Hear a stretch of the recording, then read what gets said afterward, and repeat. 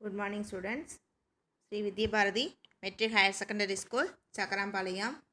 Now we discussed about the class 10th standard social science subject, civics lesson 1, continuation of this class. Okay. 1.9 Central State Relations. Okay. First is legislative relations. The Union Parliament has the power to legislate for the whole or any part of the territories of India, which includes not only the states but also the union territories or any other area for the time being included in the territory of India. Okay. The seventh schedule of the Constitution embodies three lists, namely the Union, the state, and a concurrent list. Okay. The Union list consists of 97, state list consists of 66, and concurrent list consists of 47 items respectively. The Parliament enjoys the exclusive power to legislate on subject enumerated in the Union list. The state legislature has exclusive right to legislate on the state list. Both Parliament and state legislators have power to legislate on subject contained in the concurrent list. But in case of conflict between the law of the state and the union on the subject in the concurrent list, the law of parliament prevails. Okay. Tamil meaning of this paragraph, மத்திய மாநில உறவுகள். சரியா? First எடுத்தோடனே நாம் சட்டமன்ற உறவுகள் அப்படிங்கிறத பற்றி பார்ப்போம்.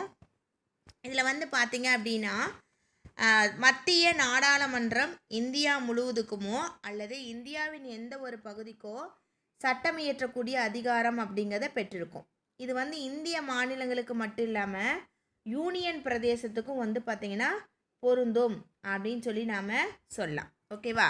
அடுத்தது இந்திய அரசியலமைப்பு 7வது அட்டவணைப்படி மத்திய மாநில அரசுகளுக்கு இடையான அதிகாரம் அப்படிங்கிறத பற்றி கூறுது. அது வந்து பார்த்திங்கன்னா 3 பட்டியலாக இருக்கும். ஒன்று வந்து மத்திய பட்டியல், இன்னொன்று மாநில பட்டியல், அடுத்தது பொதுப்பட்டியல் அப்படின்னு சொல்லி 3ஆக பிரிக்கிறாங்க. மத்திய பட்டியலில் வந்து 97 அப்படிங்கக்கூடிய 97 அப்படின்னு இருக்கும். மாநில பட்டியல் வந்து 66 அதிகாரம், பொதுப்பட்டியல் வந்து 47 அதிகாரம் அப்படிங்கிறத வழங்கி இருக்குது. சரியா? மத்திய அரசுக்கு வந்து சொந்தமான பட்டியலை சட்டம் இயற்றக்கூடிய பிரத்யோக அதிகாரம் வந்து நாடாளுமன்றத்துக்கு உண்டு. மாநில அரசுக்கு சொந்தமான பட்டியலை சட்டம் இயற்றக்கூடிய அதிகாரம் வந்து மாநில சட்டமன்றத்துக்கு உண்டு. இந்த பொதுப்பட்டியல் அப்படிங்கும்போது எடுத்துக்கிட்டோம்னா நாடாளுமன்றம் மற்றும் மாநில சட்டமன்றங்கள், சரியா, அந்த ரெண்டும் பொது பட்டியலில் இருக்கக்கூடிய துறைகள் மீது சட்டம் இயற்றக்கூடிய அதிகாரம் அப்படிங்கிறது உண்டு. ஆனால் மத்திய அரசுக்கும் மாநில அரசுக்கும் பொதுப்பட்டியலில் உள்ள துறைகளை குறித்து சட்டம் ஏற்படும் போது ஏதாவது கருத்து வேறுபாடு வந்துச்சு அப்படின்னா அந்த சட்டம் இயற்றக்கூடிய அதிகாரம் யாருக்கு உண்டுன்னு பார்த்தீங்கன்னா மாநில அரசாங்கத்துக்கு தான் உண்டு. ஓகேவா? Next, to you know the union list, state list and concurrent list consist at present union list 100 items, state list 61 items and concurrent list 52 items respectively. The 42 Amendment Act of 1976 transferred 5 subject to concurrent list from state list. Okay, what are the items to transfer state list to concurrent list? Means education, forest, weight and measures, protection of wild animals and birds, and administration of justice, constitutions and organization of all courts except the Supreme Court and the High Courts. Okay. Tamil meaning of this paragraph, தற்போது வந்து பார்த்தீங்கன்னா இந்த அதிகார பகிர்வு அப்படிங்கிறது எப்படி இருக்குன்னா மத்திய அரசு பட்டியலில் வந்து 100 துறைகளும், மாநில அரசில் வந்து 61 துறைகளும், பொது பட்டியலில் வந்து 52 துறைகளும் இருக்குது. சரியா? 1976வது ஆண்டு மேற்கொள்ளப்பட்ட அந்த 42வது சட்ட திருத்தத்தின்படி மாநில பட்டியலில் இருந்து 5 துறைகள் வந்து பார்த்திங்கன்னா பொதுப்பட்டியலுக்கு வந்து மாறிடுச்சு. இப்போ இப்போ என்னெல்லாம் பொதுப்பட்டியலுக்கு மாறுச்சுன்னு பார்த்தீங்கன்னா கல்வி, காடுகள், எடைகள் மற்றும் அளவுகள், பறவைகள் மற்றும் வனவிலங்குகள் பாதுகாப்பு மற்றும் உச்ச நீதிமன்றம், உயர் நீதிமன்றங்களை தவிர பிற நீதிமன்றங்களுடைய நீதி நிர்வாகம் இது எல்லாம் எங்கே போயிடுச்சுன்னா மாநில பட்டியலேருந்து பொதுப்பட்டியலுக்கு வந்து போயிடுச்சு அப்படின்னு சொல்லி நாம் சொல்லலாம். ஓகேவா? The next relation administrative relations. The administrative power of the state extends only its own territory and with respect to which it has legislative competence, whereas the union has exclusive executive powers. Okay, over. The matter with respect to which parliament has exclusive power to make laws. Next, the exercise of its powers conferred by any treaty of agreement. Okay. Tamil meaning of this paragraph, administrative relations means நிர்வாக உறவுகள். அதாவது ஒரு மாநில அரசுடைய நிர்வாக அதிகாரம் அப்படிங்கிறது அந்த சொந்த மாநிலத்தில் மட்டும்தான் இருக்கும். ஓகேவா? அந்த மாநிலம் வந்து பார்த்திங்கன்னா தனக்குன்னு வந்து சட்டம் இயற்றக்கூடிய தகுதியும் பெற்றிருக்குது. அதே நேரத்தில் மத்திய அரசும் பிரத்யோக நிர்வாக அதிகாரம் அப்படிங்கிறத பெற்றிருக்கும். அது எங்கெல்லாம் பெற்றிருக்குதுன்னு பார்த்தீங்கன்னா நாடாளுமன்றம் தொடர்பான விஷயங்களில் சட்டங்களை இயற்றக்கூடிய சிறப்பு அதிகாரம் ஒன்று.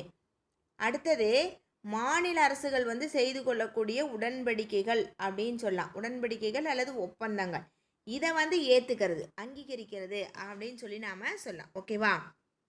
The next relations is financial relations. Okay. Articles 268 to 293 in part 12 deal with the financial relationship between center and the state. Central means national level. The center and states are empowered by the constitution to impose various kinds of tax, and certain taxes are imposed and collected by the central and divided between the central and state based on the recommendations of finance commission appointed by the president under the articles 280 of the constitutions. Okay. Late Prime Minister Indira Gandhi appointed the Sakaria Commission in 1983 to make an inquiry into the central and state relations. The central government has implemented 180 out of 247 recommendations of this commission. The most important is the establishment of the Interstate Council in 1990. Okay. Do you know, in 1969, the Tamil Nadu government appointed a 3-member committee under the chairmanship of Dr. P.V. Rajamannar to examine the entire questions of the central and state relations. Okay. Tamil meaning of this paragraph, financial relations means நிதி உறவுகள். ஓகேவா?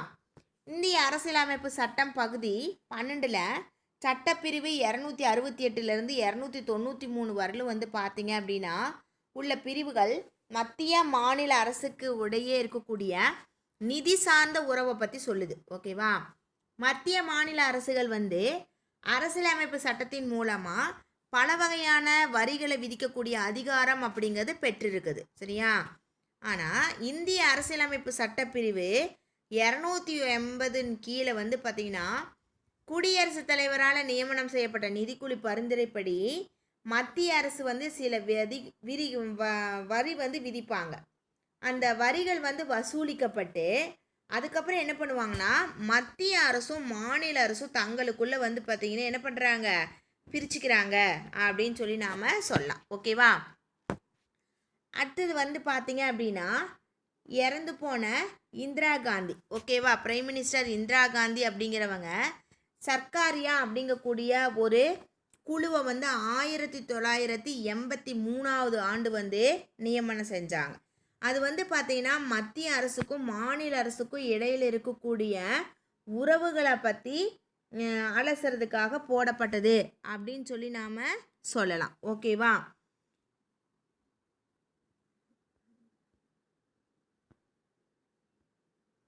ஓகேவா? அதில் வந்து பார்த்தீங்க அப்படின்னா அந்த central government அப்படிங்கிறது ஒரு 247 கருத்துக்கள் வந்து அந்த சர்க்காரியா கமிஷன்லேருந்து முன்மொழிஞ்சாங்க. அதில் வந்து மத்திய அரசாங்கத்தால் 180 ரெக்கமெண்டேஷன், அதாவது வந்து பார்த்திங்கன்னா அவங்க சொன்ன அந்த ஐடியா வந்து 180 வந்து அவங்க வந்து இம்ப்ளிமெண்டேஷன், அதாவது வந்து உள்ளே வந்து எடுத்துக்கிட்டாங்க. சரிங்களா?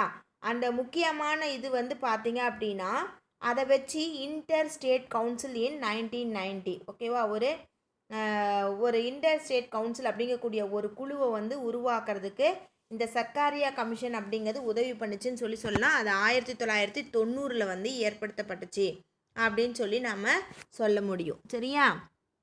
அடுத்தது வந்து பார்த்திங்கன்னா 1969 மத்திய மாநில அரசுகளுடைய உறவு முறைகளை குறித்து ஆராய தமிழக அரசு வந்து டாக்டர் PV ராஜமன்னார் தலைமையில் ஒரு 3 பேர் கொண்ட ஒரு குழுவை வந்து நியமிச்சிருக்காங்க அப்படின்னு சொல்லி நாம் சொல்லலாம். ஓகேவா?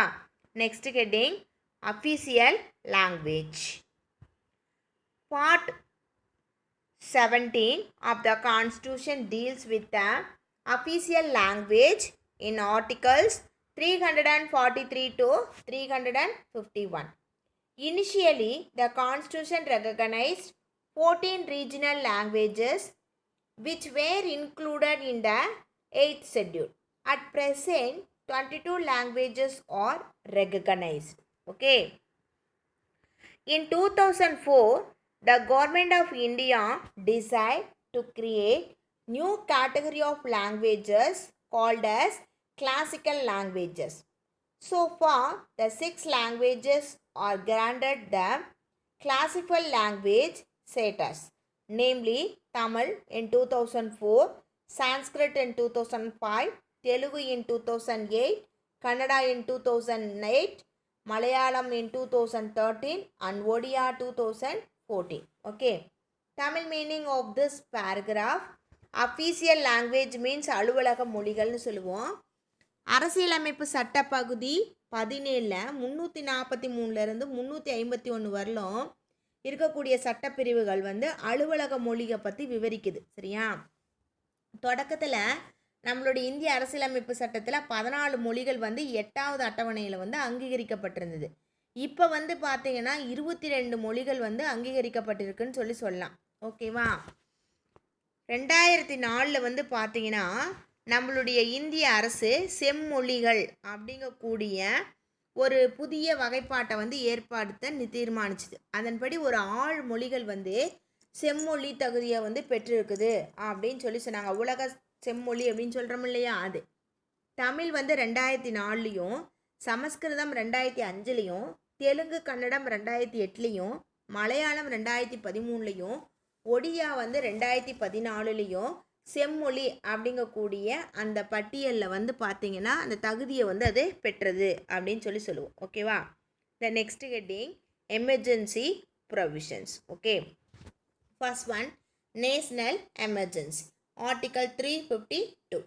The President under the Article 352 can declare emergency if he is satisfied that India's security is threatened due to war, external aggression or armed rebellions, or if there is an imminent danger or threat.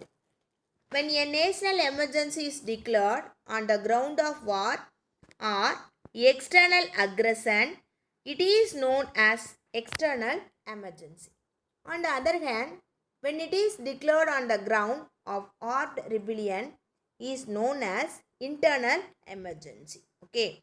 This type of emergency has been declared 3 times so far in 1962, 1971 and 1975. Okay. Tamil meaning of this paragraph, அவசர கால ஏற்பாடுகள்னு சொல்லலாம். First எடுத்தோன்னே வந்து பார்த்திங்கன்னா தேசிய அவசர நிலை அப்படின்னு சொல்லி நாம் சொல்லுவோம். சட்டப்பிரிவு 352. ஓகேவா? போர் அல்லது வெளிநாட்டுக்காரங்களுடைய ஆக்கிரமிப்பு, ஆயுதம் ஏந்தியவங்க வந்து உள்ள சண்டை போடுறது, அல்லது உடனடியாக ஏதாவது ஒரு ஆபத்து அல்லது அச்சுறுத்தல், இதன் காரணமாக இந்தியாவுடைய பாதுகாப்புக்கு வந்து அச்சுறுத்தல் ஏற்படுது அப்படின்னு சொல்லி நினச்சா குடியரசுத் தலைவர் அப்படின்னு இருக்கார் இல்லையா, அவர் வந்து அரசியலமைப்பு சட்டப்பிரிவு 352 படி அவசர நிலையை வந்து அறிவிக்கலாம். சரியா? அதாவது வந்து பார்த்திங்கன்னா போர் அல்லது வெளிநாட்டினுடைய ஆக்கிரமிப்பு காரணமாக நாம் வந்து அவசர நிலையை அறிவித்தோம் அப்படின்னா அதை என்ன சொல்லுவோம், நாம் வெளிப்புற அவசர நிலை அப்படின்னு சொல்லுவோம். ஒருவேளை நம்ம நாட்டுக்குள்ளேயே ஆயுதம் ஏந்தி நிறைய பேர் வந்து கிளர்ச்சியில் சண்டை போட்டாங்க அப்படின்னு சொன்னால் அதை என்ன சொல்லுவோம் அப்படின்னு பார்த்தீங்கன்னா உள்நாட்டு அவசர நிலை அப்படின்னு சொல்லுவோம். இந்த மாதிரியான எப்போவெல்லாம் வந்து அவசர நிலைகள் ஏற்பட்டிருக்குதுன்னு பார்த்தீங்கன்னா 1962, 1971, 1975 இந்த ஆண்டுகளில் வந்து அவசர நிலைகள் அப்படிங்கிறது அறிவிக்கப்பட்டது. ஓகேவா? Next one, state emergencies. Article 356. Okay, under article 356 the president can declare an emergency in the state if the governor reports that a situation has arisen under which the government of the state cannot be carried on in accordance with the provisions of the constitutions. Okay, the continuance of such as emergency beyond 1 year is possible only if emergency under Act Article 352 are in operation or the Election Commission certifies that there are difficulties in holding assembly elections. Maximum duration of the emergency can be 3 years. The state is governed by the governor on behalf of the president. For the first time, the president's rule was imposed in Punjab in 1951. Okay. Tamil meaning of this paragraph, state emergency means மாநில அவசர நிலை. சட்டப்பிரிவு 356. ஒரு மாநிலத்தில் மாநில அரசால் கட்டுப்படுத்த முடியாத ஒரு சூழல் ஏற்படும் போது அரசியலமைப்போடைய விதிகளுக்கு ஏற்ப ஆளுநர் என்ன பண்ணுவாங்கன்னா ஒரு அறிக்கை அப்படிங்கிறது அளிப்பார். அந்த மாதிரி அறிக்கை அளிக்கும் போது குடியரசுத் தலைவர் வந்து சட்டப்பிரிவு 356 கீழே வந்து அவசர நிலையை வந்து அறிவிக்கலாம். இந்த அவசர நிலை வந்து 352 படி நடைமுறையில் இருந்தாலும் தேர்தல் ஆணையம் வந்து சட்டமன்ற தேர்தலை நடத்த உகந்த சூழல் இல்லை அப்படின்னு நினச்சாங்கன்னா அந்த எலெக்ஷனை வந்து ஒரு வருஷம் வந்து என்ன பண்ண முடியும்னா தள்ளி போட முடியும். ஓகேவா? அதிகபட்சம் அவசர கால நிலை அப்படிங்கிறது எத்தனை வருஷம் வரலும் போடலான்னா 3 வருஷம் வந்து இருக்க முடியும். மாநிலமானது குடியரசுத் தலைவர் சார்பாக ஆளுநரால் ஆளப்படும். இந்த மாதிரி ஒரு சூழல் எப்போ ஏற்பட்டுச்சுன்னா நம்மளோட இந்தியாவில் முதல்ல 1951 பஞ்சாப் மாநிலத்தில் வந்து குடியரசுத் தலைவருடைய ஆட்சி அப்படிங்கிறது நடைமுறைப்படுத்தப்பட்டுச்சு. ஓகேவா? The next one, financial emergency. Article 360. Article 360 authorizes the president to declare financial emergency if he is satisfied that the financial stability or credit of India or any part of it is in danger.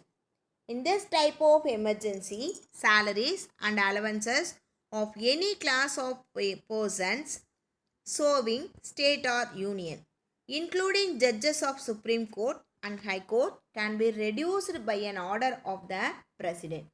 This type of emergency has not been declared in India so far. Tamil meaning of this paragraph, financial emergency means நிதி சார்ந்த அவசர நிலைன்னு சொல்லுவோம். இது சட்டப்பிரிவு 360. நிதிநிலை தன்மை அப்படிங்கிறது இந்தியாவுடைய கடன் தன்மை மற்றும் இந்தியா பகுதிகளில் இருக்கக்கூடிய ஆபத்து இதையெல்லாம் கணக்கில் எடுத்துகிட்டு அரசியலமைப்பு சட்டப்பிரிவு 360 கீழே குடியரசுத் தலைவர் வந்து நிதி சார்ந்த அவசர நிலையை வந்து பிறப்பிக்கலாம். இந்த வகையான அவசர நிலையில் வந்து மத்திய மாநில அரசு ஊழியர்கள் எந்த வகுப்பினராக இருந்தாலும் அவர்களுடைய ஊதியம் மற்றும் படிகள் மற்றும் உயர்நீதிமன்றம் உச்சநீதிமன்ற நீதிபதிகள் அவங்களுடைய அந்த ஊதியம் இது எல்லாம் குடியரசுத் தலைவருடைய ஒரு ஆணையின் மூலமாக குறைக்கலாம். சரியா? அதை தான் வந்து ஃபினான்ஷியல் எமர்ஜென்சின்னு சொல்லுவோம். இந்த மாதிரியான ஒரு அவசர நிலை வந்து இந்தியாவில் இதுவரையிலும் வந்து அறிவிக்கப்படவில்லை அப்படின்னு சொல்லி நம்ம சொல்லலாம். ஓகேவா? Next 1.12 amendment of the constitution. The term amendment denotes change, improvement and modifications of the constitutions. Article 368 of the Constitution in Part 20 deals with the powers of the Parliament to amend the Constitution and its procedures. Okay. Tamil meaning of this paragraph: amendment of the Constitution means அரசியலமைப்பு சட்ட திருத்தம். இந்த amendment அப்படிங்கக்கூடிய சொல் வந்து பார்த்தீங்கன்னா மேம்படுத்துதல் மற்றும் சிறு மாறுதல் அப்படிங்கிறத வந்து குறிக்கும் அப்படின்னு சொல்லலாம். சரியா? மேம்படுத்துதல் சிறு மாறுதல் அப்படின்னு சொல்லலாம். அரசியலமைப்பு சட்டம் பகுதி 20ல் 368வது சட்டப்பிரிவு அரசியலமைப்பு சட்ட திருத்தம் பண்ணுறதுல பின்வரக்கூடிய முறைகள் மற்றும் அந்த பின்வரும் அந்த முறைகள் எல்லாம் வந்து ஃபாலோ பண்ணும் அப்படின்னு சொல்லியிருக்காங்க. சரியா? அது வந்து எங்கே இருக்குதுன்னா அந்த நாடாளுமன்றத்தில் வந்து அதுக்குண்டான அதிகாரங்கள் அப்படிங்கிறது தெரிவிக்கப்பட்டிருக்கு அப்படின்னு நாம் சொல்லலாம். ஓகேவா? Now let's go procedure of amendment. An amendment of this constitution may be initiated only by the introduction of a bill for the purpose in either house of parliament, and when the bill is passed in each house by a majority of the total membership of that house and by a majority of not less than 2/3 of the members of that house present and voting, it shall be presented to the president, who shall give his assent to the bill, and thereupon the constitution shall stand amendment in accordance with the terms of the bill. The constitution amendment can be brought about only by the parliament. State legislatures cannot initiate for any amendment to the constitutions. Okay. Procedure for amendment in Tamil meaning அரசியலமைப்பு சட்ட திருத்தம் செய்யறதுல பின்பற்ற வேண்டிய வழிமுறைகள். இதில் வந்து நாடாளுமன்றம் அப்படிங்கிறது 2 அவைகள் இருக்கும். ஏற்கனவே பார்த்தோம், ராஜ்யசபா இன்னொன்று லோக்சபா. ஓகேவா?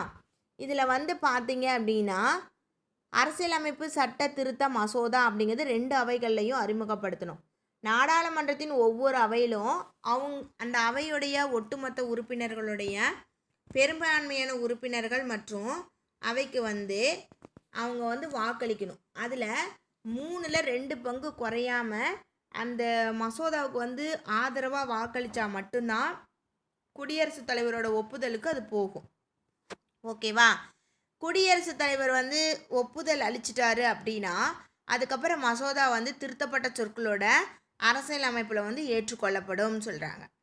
நாடாளுமன்றத்தால் மட்டுமே அரசியலமைப்பு சில வந்து சட்டமன்ற திருத்தங்கள் சட்ட திருத்தம் அப்படிங்கிறத கொண்டு வர முடியும். மாநில சட்டமன்றத்தால் அரசியலமைப்பு புக்கில் எந்த ஒரு சட்ட திருத்தையும் கொண்டு வர முடியாது. சரியா? Next, types of amendment. Okay. Article 368 provides for 3 ways of amendment. One is amendment by simple majority of the parliament.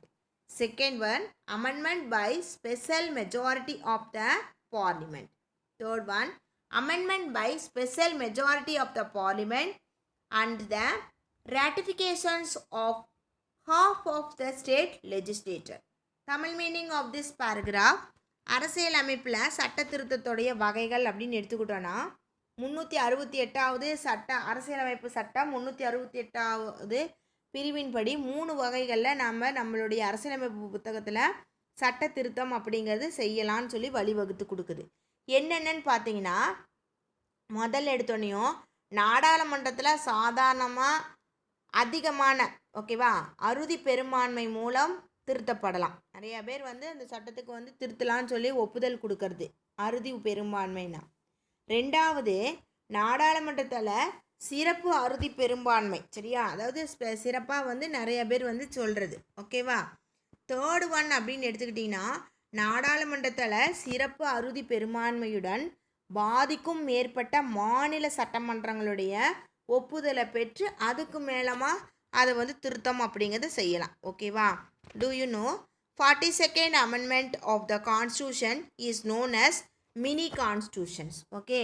அரசியல் அமைப்புடைய 42வது சட்ட திருத்தத்தை குறு அரசியல் அமைப்பு அப்படின்னு சொல்லி நாம் அழைக்கலாம். ஓகேவா?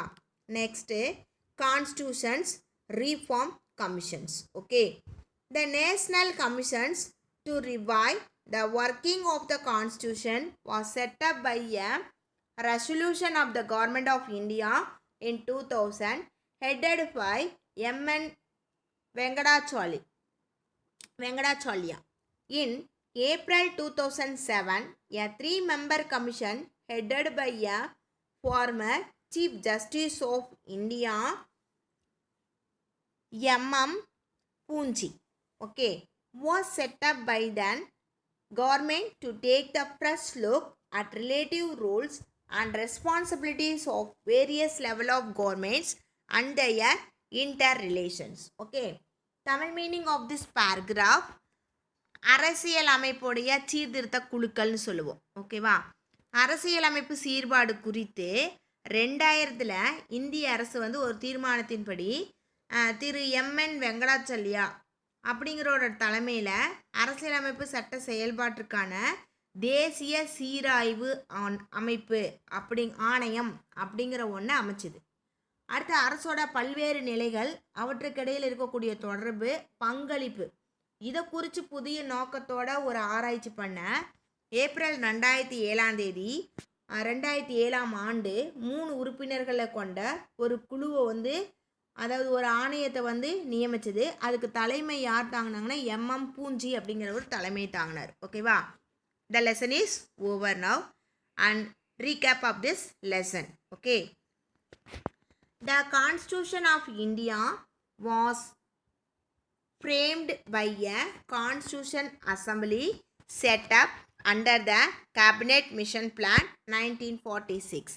அமைச்சரவை திட்டக்குழு அப்படிங்கிறது 1946 அமைக்கப்பட்டு அரசியல் நிர்ணய சபையின் மூலமாக அரசியல் அமைப்பு சட்டம் அப்படிங்கிறது உருவாக்கப்பட்டது. The preamble of our constitution states that India is a sovereign, socialist, secular, democratic and republic. India ஒரு இறையாண்மை மிக்க சமதர்ம சமய சார்பற்ற ஜனநாயக குடியரசு அப்படின்னு சொல்லி இந்திய அரசியலமைப்பு சட்டத்தில் முகவுரை அப்படிங்கிறது கூறுது. The word citizen is derived from the Latin term civis. It means resident of a city state. Citizen அப்படிங்கக்கூடிய சொல்லு சிவிஸ் அப்படிங்கக்கூடிய லத்தீன் சொல்லிருந்து பெறப்பட்டது. இதில் வந்து பார்த்தீங்கன்னா பொருள் என்னென்னா ஒரு நகர அரசில் வசிப்பவர் அப்படின்னு சொல்லி சொல்லுவோம். ஓகேவா? Next, according to doctor Ambedkar, article 32 is the heart and soul of the whole constitutions. Doctor Ambedkar அப்படிங்கிறவர் அவரோட கூற்றுப்படி சட்டப்பிரிவு 32 அப்படிங்கிறது அரசியலமைப்பின் இதயம் மற்றும் ஆன்மா அப்படின்னு சொல்லி சொல்கிறார். In 2004, the government of India decided to create new category of languages called as classical languages. Okay, 2004 இந்திய அரசு மொழிகளை வகைப்படுத்த முடிவு செஞ்சு புதிய வகையாக செம்மொழிகள் அப்படிங்கிறத ஒரு 6 வந்து அறிவிச்சிச்சு அப்படின்னு சொல்லலாம். ஓகேவா? The lesson is over now. The lesson prepared by Rajamani, Sri Vidya Bharati Metric Higher Secondary School, Chakrampal.